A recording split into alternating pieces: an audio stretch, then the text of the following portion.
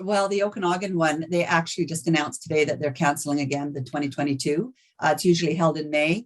Yeah, so I guess I'll be getting my ticket refunded that I've been holding on for 3 years now. Yeah. They say they'll come back in 2023. But the Okanagan Festival, which happens down in Penticton in May, that apparently is going to go ahead. So we're just waiting for tickets to be released on that one.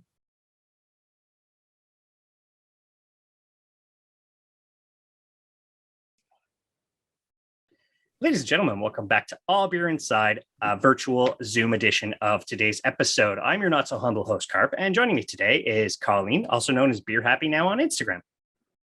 Hello. Hi, Colleen. Thank you very much for taking time in your schedule to speak with us about your Instagram and clearly your love of craft beer and more specifically British Columbia beer. So once again, thank you very much. And let's share a virtual beer. Let my audience know what you're drinking. I will indeed. I am drinking a amber ale. It's from a brewery just close to me here, Lakesider. And it's actually when I started my Instagram account, it was the first beer that I posted. So cheers. Awesome. I have from Humble Beginnings. They are out of Ingleside, Ontario. It's called the Mad Canadian Kölsch. So since I'm speaking with a fellow Canadian, why not drink a Canadian beer? That's right. And as we do on the show, we do a virtual toast. Let's see. Can I do it? I'm ready to see if we do it. Close enough. Do they ever work? Very rarely. Ooh, that's a Kölsch. That's an amber. Yeah. Awesome. So what's the beer story? What made you decide beer Instagram, your love of craft beer, like kind of your journey? Yeah. So I started it. I think, a lot of people probably started this way, that are sort of those general folks who just like to drink beer, is I had taken a lot of pictures of beer and, maybe my food that I was eating that, at the brewery, et cetera, et cetera. And I had an individual Instagram as well. And I started posting, to my individual. And I was like, what, this just looks really bad. Every single picture, it seems, is beer, beer, beer. And that's not really the image I want to put out there, right? Especially with family and friends and everything else, especially family for me. Yeah. So I thought, what? I'm going to try doing a separate beer account and just see what that looks like for me. And I hemmed and hawed about it for probably a good month before I decided to actually do it. And just because, is it something I really do want to do? I was never big on social media as it was. And I just thought, I was 58 at the time. So it was just last year. And I thought, am I too old for this? What should I do? And I thought, what, let's just do it, see where it goes. And it's been a lot of fun. Yeah. No, that's awesome to hear. And especially like you mentioned your age, so that's very rare for somebody who's past even 50 to do something like this. So you're like, what, now is my time. Separate fun and family. Obviously, I'm guessing you have your own personal Instagram. That's like, let's just keep that personal where it's family can do this. And then the beer Instagram. And obviously you mentioned pre-show, you started in June, you've already got over 1,000 followers. So it is grabbing people's eyeballs for what you're doing, which is amazing to see. It is amazing. I can't believe it. You know, when I started, my husband was very supportive, and we've got neighbors across the street, and they brew their own beer at home themselves, right? And my husband was so excited to talk to them and said, "Oh my God, my wife's a beer Instagram or influencer," and I'm like, "Oh my gosh, how many followers does she have?" 64. Yeah. I was like, "Oh my God, why did you say anything at all?" It was so embarrassing, right? Yeah. Having those close by home brewers, us as the show, in our past history, we've interviewed a home brewer who's got quite the extensive system. So it's nice to see that people are brewing their own beer. Clearly, it's sticking with your neighbors, especially with everything that's gone on the last 2 years. Instead of going and possibly getting sick at a brew pub, maybe just the neighbor across the street. You're both probably working from home, hopefully. If not, you're in a more controlled environment where I'm just drinking beer with friends. I'm probably not going to get the virus. So let's stay with that. Yeah, well, that's for sure too. I mean, honestly though, we've been really fortunate out in British Columbia with regards to the shutdown that we had to do.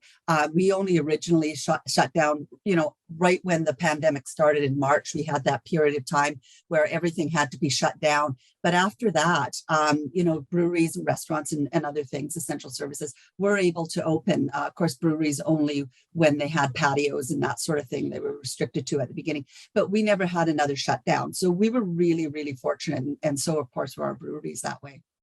As a craft beer drinker, I'm extremely jealous of that. Where I am, in our part of Canada, it was very severe lockdowns because it was a huge amount of cases here. Whereas BC, obviously, for anybody who knows, snow doesn't really go past the Rockies from Alberta. You barely ever get snow out in British Columbia. So that's where my jealousness very much exists right now for the west coast of Canada, especially that far west coast of Canada. So. Yeah, you were usually pretty fortunate. Although this year, I think we'll all complain here in BC that we did get snow, and it lasted more than a week. So what the heck? Right? It's not happy for us. Yeah, no, I have a friend out in Vancouver. He just he visited for the first time in a while, and it's like, oh man, it's such a change. It's so humid here. I'm like, you be quiet. You have a beautiful 11 months of the year. So I love you, dude. I haven't seen you in a while, but just stop talking about your beautiful weather. Except for the rain, clearly. So that's right. Well, that's Vancouver. That's not the Okanagan. We never rain. Yeah. That's awesome. So do you remember when you discovered craft beer, who brought you into it? Kind of like what your preferred styles, where did it go from, I'm assuming, macro to craft? Yeah. Oh, yeah, for sure.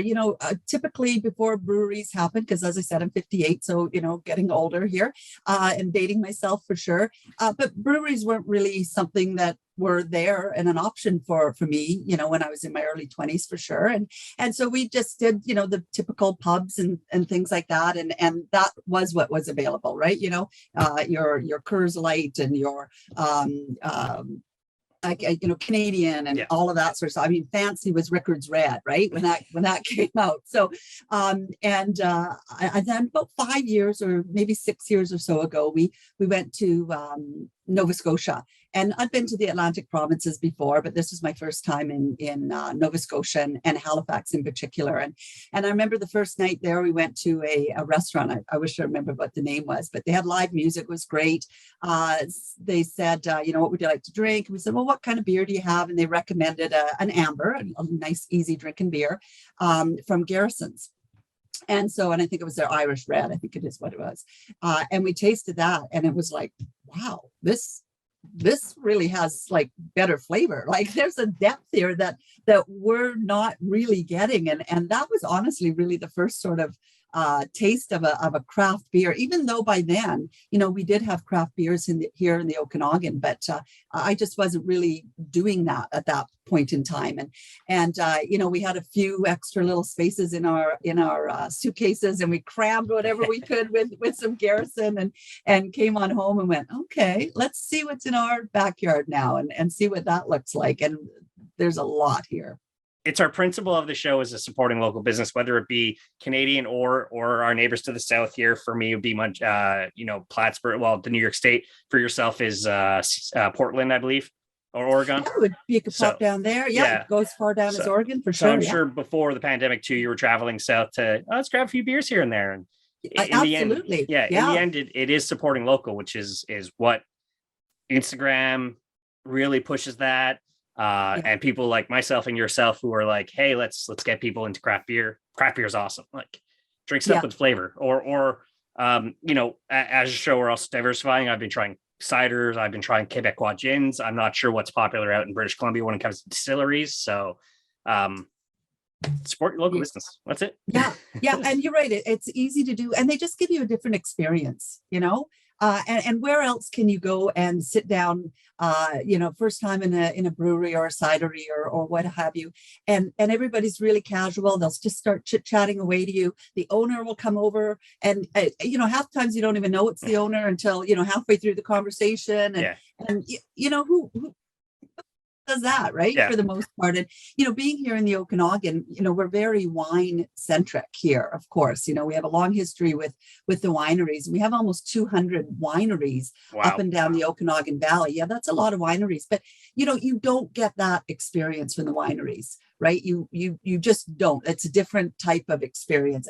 And not to criticize that experience because it's a fantastic experience, Yeah. you know, doing your wine tours and everything else. But it's just not what you get when you go to a brewery. The username Beer Happy Now, what made you decide that, not, you know, Colleen BC Drinks Craft or any combination of like your first name with some sort of BC based thing? Why Beer Happy Now as a username? Yeah. Well, you know, I wish I had a fun, interesting story, but I don't really. You know, when I thought I'm going to, you know, do this, I just started thinking of names. Beer Happy Now came up with one. My husband and I kind of, you know, said, oh, what about this one? What about this one? And my kids that are younger, they're in their 20s, you know, we threw a couple at them and said, you know, what do you think? And you know, they checked off on, you know, 2 or 3 or 4 of them. And then I just went with Beer Happy Now and yeah, and it makes me happy. So, you know. Yeah, I just throw it at the wall and see what sticks. It doesn't always hurt. So that's pretty much what it was. Yeah. Yeah, that's it. And it seems to work. And obviously, clearly, beer makes you happy now. So that's it's almost perfect, you know, when you think about it. I mean, my own personal username, Carp, that's like from high school. Is my real last name's Carpenter, and there was a million Michaels, so it's just Carp. That's it. So it's simple enough. Now, when it comes to your Instagram, I like it because you have like a good variety of like, here's a beer photo. Oh, here we are out doing flights. You don't involve yourself too much in your beer parts, which is also interesting because a lot of Instagrams are either, like my own personal one is solely focused on the beer. I have next to no selfies, and a lot are just like selfies with beer. Yours is a combination of where you're going and kind of like your beer venturing. And what made you decide to do that in your Instagram instead of, like I mentioned, mine, where it's like, oh, here's 4 beers, here's what I liked, or here's this with that, or here's a picture of me with beer. You know, you have a good variety when it comes to your Instagram. Yeah, I do. You know, I think when I first started, I sort of had a more of a theme, if you will. I usually had 3 pictures with a beer, with it poured, and then usually with something that I either made or was at the brewery itself. So some food, and I kind of had that 3, and that was sort of how I did it for the most part, particularly early on. And then I just started to think, you know, if I'm out and about and I'm really interested in Instagrams that show me the breweries. Like I really find that interesting, whether it's a little video or whether it's, you know, just pictures of it. So I try to do that. Sometimes I don't do it as often as I think to do it until after I've already left or something, right? And I think, dang, I should have, you know, shown this one off. But and then just for, you know, showing myself, you know, I did in my very first picture, and then I didn't do it. And again, it was just like how I liked the Instagrams that I like to look through. I lean towards those ones, as I said, that are showing me something more. And I really do enjoy when people show me themselves. So I'm trying to do that more. I know I'm not doing it as well or as often as I could. But that's what draws me to Instagram posts more often than just a beer can, right? Yeah. So that's what I'm sort of trying to do. Oh, very cool. And your write-ups too, they're nice and quick and condensed. It's like, oh, here's where I am, here's why, here's what I like, and a bit of a story. It's not like there are some Instagrams that I love, like the story and the history of what they're doing. And then there's Instagrams like yourselves that I follow more, where it's like a quick little story of like, oh, if I'm ever out in the Okanagan region, if I'm ever out on Vancouver Island, because I saw you did a post it there too.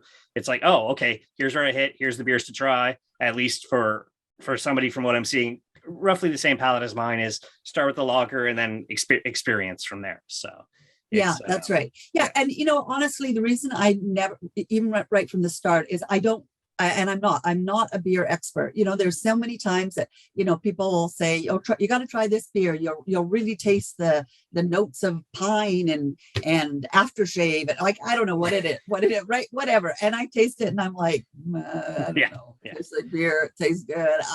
I don't get a lot of those subtle notes, and I wished I did. But I honestly don't. It's difficult for me to get some of those subtle notes. It has to be pretty popped right into my mouth to really get some of those flavors. And maybe that'll develop more and more as I'm more conscious of it. Because one thing I would like to do too is I never really look to see what the hop is even, you know, like, so I don't really have a good, and I'm trying to do that more consciously now as well, you know, when I don't like a beer, why is it? Is it that particular hop I don't like versus something else? And try to figure it out a little bit more that way. But that'll take me some time to get to, I think. No, it does. And you sound like you have the same type of palate as me. I like to call it consumer palate, which is like, I like what I like. I like and I don't like what I don't like.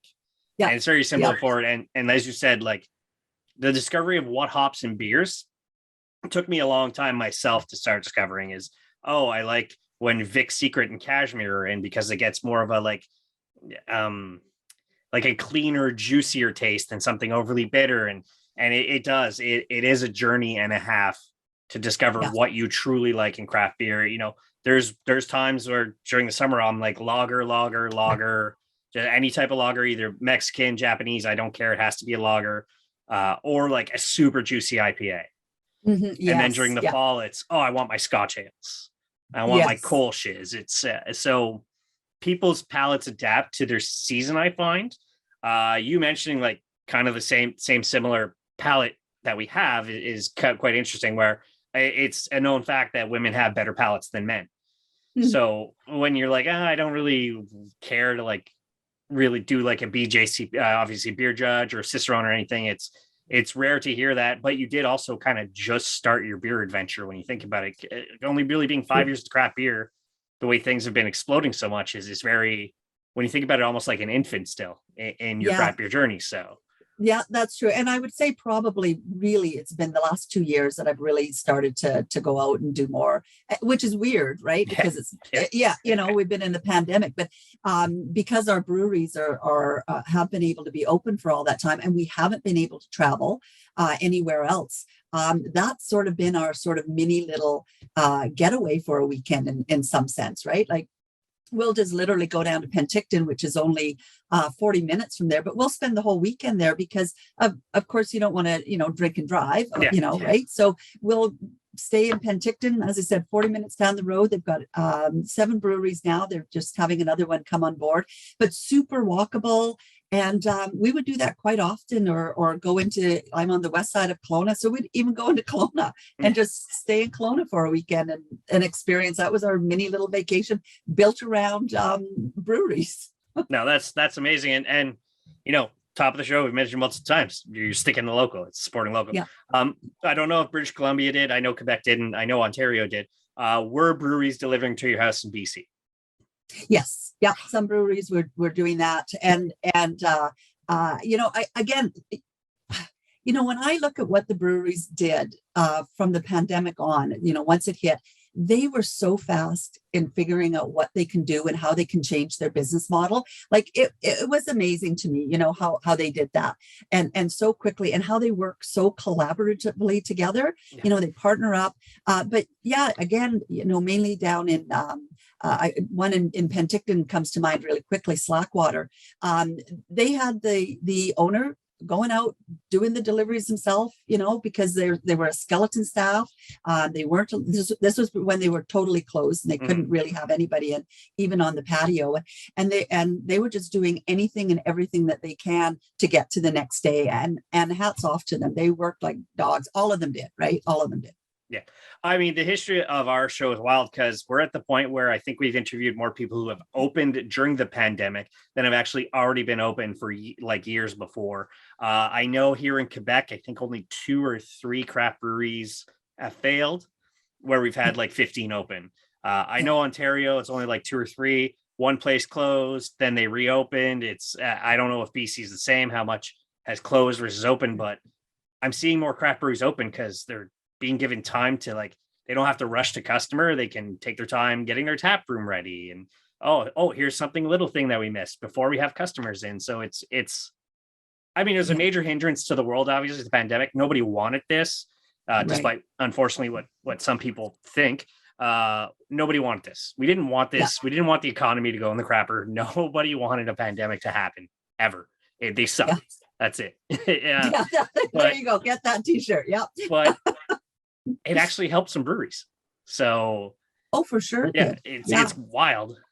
Absolutely. Yeah. The Lakesider that I'm drinking tonight, they opened in April of last year is when they opened, and they're doing really, really well. Another one called the Hatching Post, sort of up and along that same area where Lakesider's from.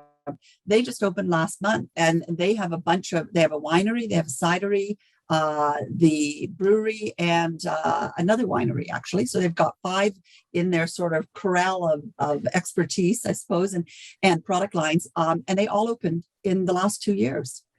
Just got to park an RV and go and hit everything and then sleep it all off in the RV. Yeah, exactly. Yeah, that'd be perfect. That's pull awesome. Over to the side of the road.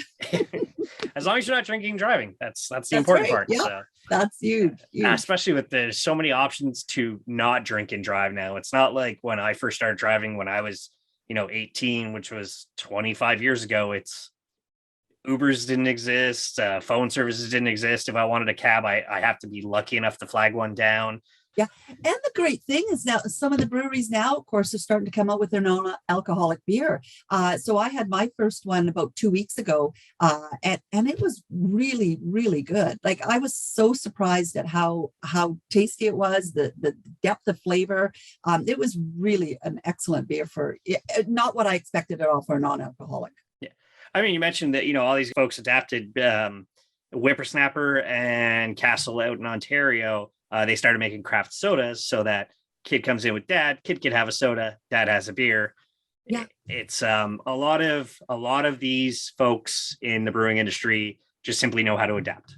It's got to be from, when they're just, I guess the mind of the brewer is, something didn't work, I adapt this. Okay, now bring it into the rest of the business. So yeah.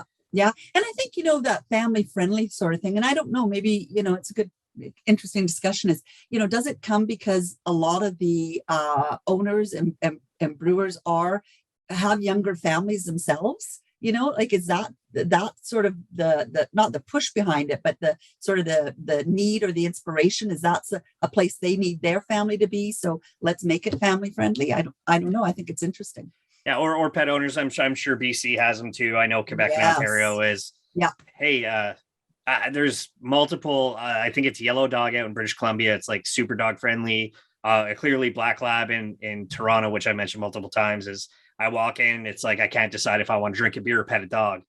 So there's a brewery called Unleashed.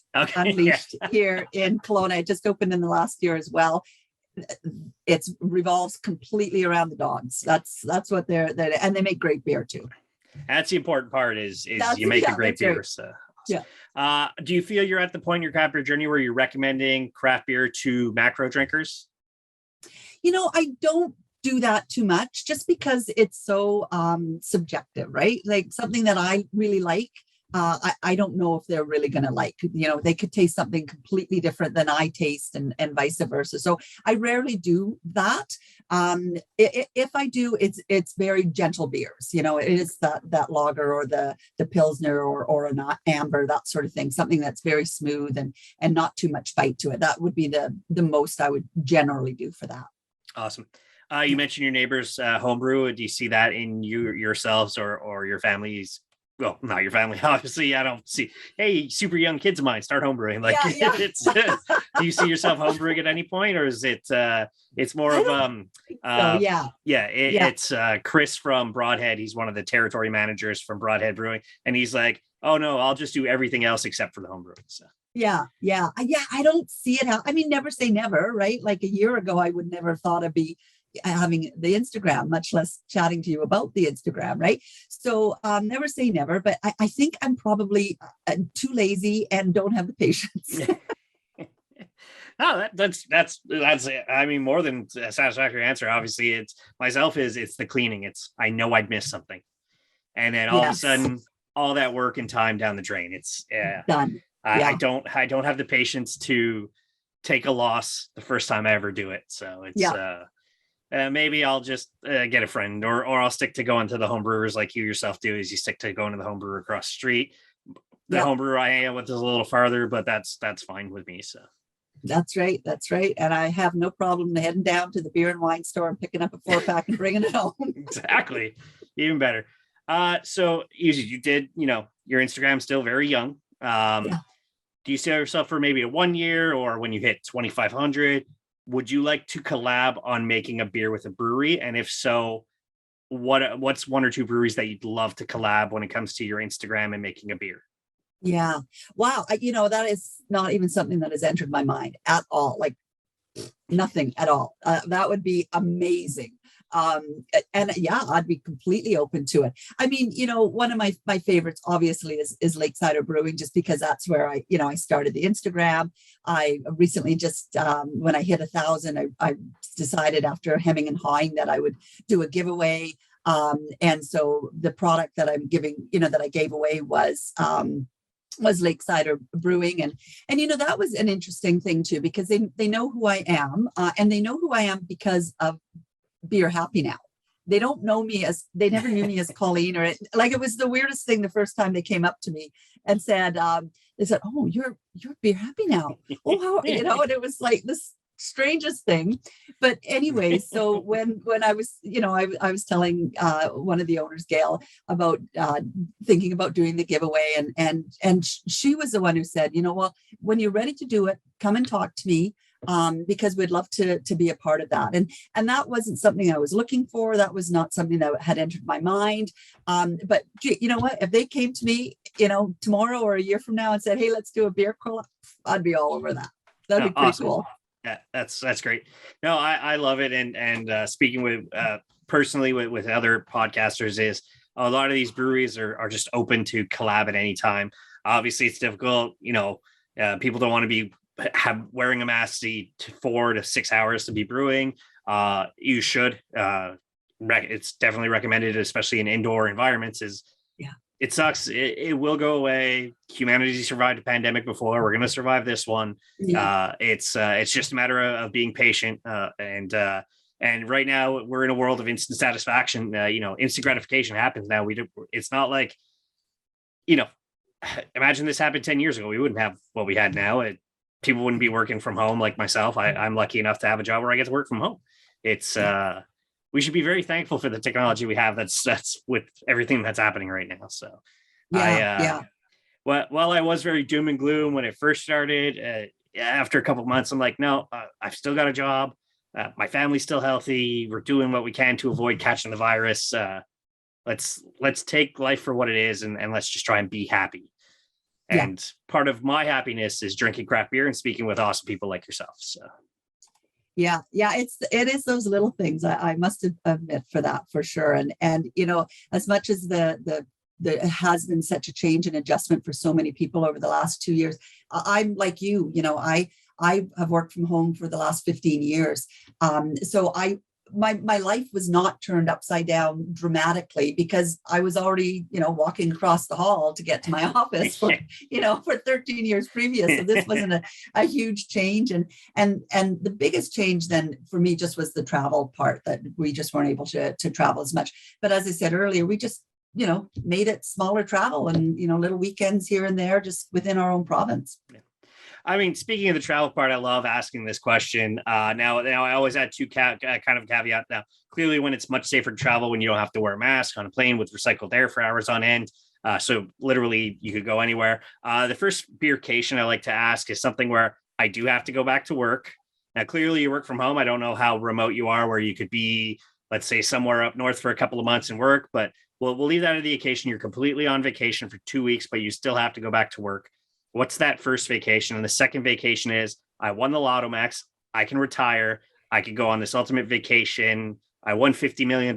What's vacation realistic and what's vacation lottery? Yeah. Well, realistic, you know what, the first place I'd probably go, and we're planning this actually in the fall, is to go back to the Atlantic provinces. It's so beautiful there. Halifax, New Brunswick, PEI, Nova Scotia, oh my gosh, Newfoundland, it's just a fantastic, gorgeous area. So 2 weeks would be pretty condensed to do all of it. But so I could only have 2 weeks, and I'd pick Nova Scotia and see how far I got from there after just 2 weeks. That would fill me up. So like the Maritimes vacation. Yeah, that would be fantastic. And I'd love that. I know New Brunswick isn't far from Maine either, so maybe loosening border restrictions is just head down to Maine, because I know they have a fantastic beer scene there as well right now too. Well, now I need way more than two weeks. I can't do that in 2 weeks. I mean, honestly, what we'd love to do is sort of get in the car and just start traveling across Canada, stopping wherever, whenever, for a day or two, and again, almost completely around breweries. I'm not going to lie. Yeah. Get over to the Atlantic provinces and then scoop back home, coming through the US and back up. That would be an awesome trip. And that Lotto Max, like, probably wouldn't just be Canada, I'm assuming, but where would that beer everywhere. vacation be with that Lotto Max? I would go everywhere. Yeah, I would maybe start in the UK and go to every single last pub that they had there, and England, Wales, Scotland, Ireland, then head over to Europe, do all of Europe. Like, wouldn't it be cool to go to every single country and just kind of roam around for a period of time and just have a beer somewhere and then come back home? How long would that take? Years, probably, right? But what an experience that would be. You mentioned those pubs. I read a very sad article that a brewery that was open in 763 recently has to close because of everything that's going on. So wouldn't that be something? Well, then if I had that lottery, I'd go over there and I'd open it up. There you go. It's going to go past 2022. I mean, it survived 2 pandemics, 2 world wars, and now, unfortunately, it's closing. So that doesn't look good for the current owner. No, what a shame. Wow, what a history. Yeah, no, that's what I'd love to. And obviously we're both clearly white folk. That's where our history is in Europe. So it's why not go check it out. Yeah. Awesome. Okay. I've personally never been out to British Columbia. The Okanagan's none. I come out and we meet up and I'm like, bring me to your favorite 3 to 5 places that we are 100% hitting. What are those places I'm hitting in your area? Oh boy. Okay. So you know what, so you can do something really condensed, is I would definitely take you down to Penticton. As I said, they've got 8 breweries there, 7 breweries right now. One more is about to open. But what's great about them is they're so walkable for the most part. So you can just spend a day, you can start hitting them at 10 o'clock or 11 o'clock when they open and go all the way through and hit every single one and have flights or whatever you want to do. So that would just be a great day or a weekend down there and give you a day to rest for after that. And they're all unique. They're all different. They're all just fantastic. I can't say enough about the brewery scene down in Penticton. And then here up in Kelowna, you know what? I would honestly take you to I talked about the one that just opened last night. It's called the Hatching Post.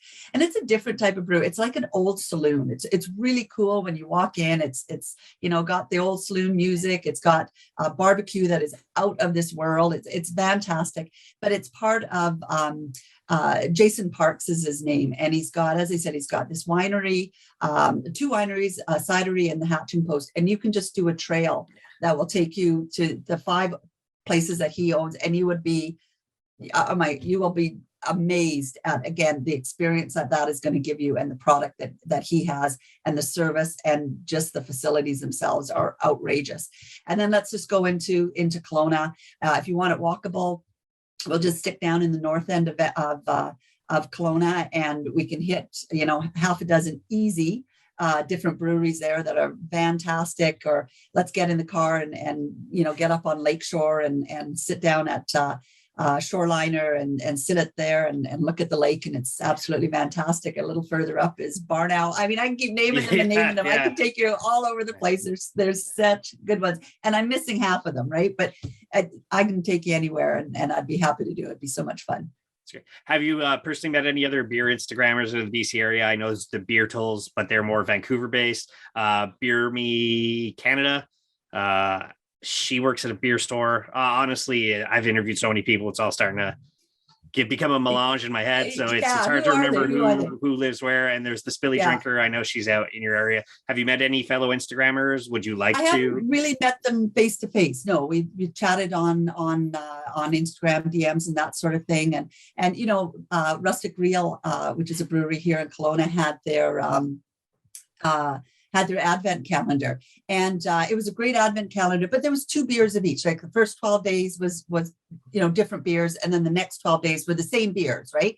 So I reached out to Brewery Princess and Penticton because she was hoping to get a pack, and I said, you know what, here, have half of mine, and we've been meaning to catch up, but never seemed to be in the place at the same time. So but it's a great place to chit chat and find out what's going on.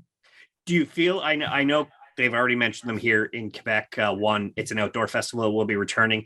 Do you see BC in your area or Vancouver, them returning to beer festivals this summer, hopefully? Well, the Okanagan one, they actually just announced today that they're canceling again the 2022. It's usually held in May. Yeah, so I guess I'll be getting my ticket refunded that I've been holding on for 3 years now. Yeah. They say they'll come back in 2023. But the Okanagan Festival, which happens down in Penticton in May, that apparently is going to go ahead. So we're just waiting for tickets to be released on that one. What's next for Beer Happy now is the Instagram. Where do you see kind of, is there maybe another evolution? You know, is it like a Pokemon where you've evolved from where it was to where it is now? Is there a third evolution? Where do you see what's next for the Instagram itself? Yeah, I don't know. I haven't really planned anything from day one.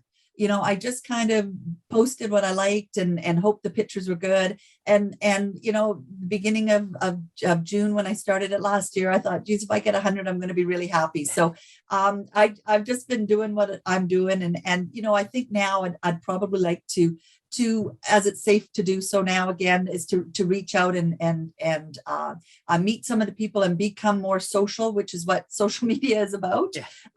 And maybe do that sort of thing. And that's it. I probably should sit down and plan more, but I probably won't either. Well, it's like a brewery releasing a beer. All of a sudden it's like, oh, by the way, this comes out Saturday. Wait, what? So it could be the same way when you think about it as, okay, I'm going to do something today for next week. And I'll wait a few months. Right. Okay, now I'll do something. So I know with the new releases, I always feel so behind. It's like, oh my gosh, it's so impossible to keep ahead. I had when I started my current employment, I was in the office before they sent us to work from home. And one of the women I work with is like, do you think you'll ever try all the beers? I'm like, even if I had 1,000 years from today, from only the beers that came out today, I wouldn't live long enough to try every single beer on the planet. Because it's just, there's too much. I mean, here in Montreal is one of my favorite breweries, Kanawaki Brewing, native owned, one of the first native breweries in Canada, which is awesome. Indigenous, I should correct myself. And he's releasing 8 beers for his anniversary. And I'm like, dude, I can't, like, this costs me too much money. I love your beer, but I mean, and I'm going to buy them because I'm a sucker, but it's difficult to keep ahead. And one brewery releases 16 beers in 1 year. I still don't have half the time to get to that brewery and try all 16 beers. It's I know. It's great. Yeah, it's so awesome to see these people keep going and these businesses keep growing. And obviously from the sound of it, from what I've heard from yourself, the Beatles, Spilly Drinker is the BC craft beer scene is just exploding right now. So it's incredible. Vancouver. I mean, you just talked to those two folks there. They like it's nuts down in Vancouver and the great beers and breweries they have down there. Vancouver Island, Victoria is another mecca that's fantastic.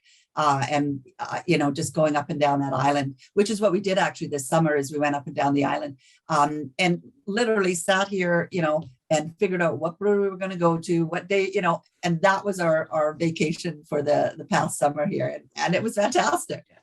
Yeah, that's our, as a show, that's our adventure next week is, we're interviewing in Ottawa or past Ottawa, and then it's hitting breweries on the way back to Montreal. It's planning. There's so many breweries to hit. As I say all the time, from Thunder Bay to the Maritimes, we're spoiled for beer. But that's because I don't realize what the beer scene is like in the rest of Canada. I know a friend in Alberta who's like, dude, so much beer, come now. Speaking with yourself, Spilly Drinker, Beer Me Canada, Hopafet, and such is, dude, come to BC, and it's going to happen soon. Yeah. So I look forward to eventually meeting with all of you in person, grabbing a pint or two or a flight.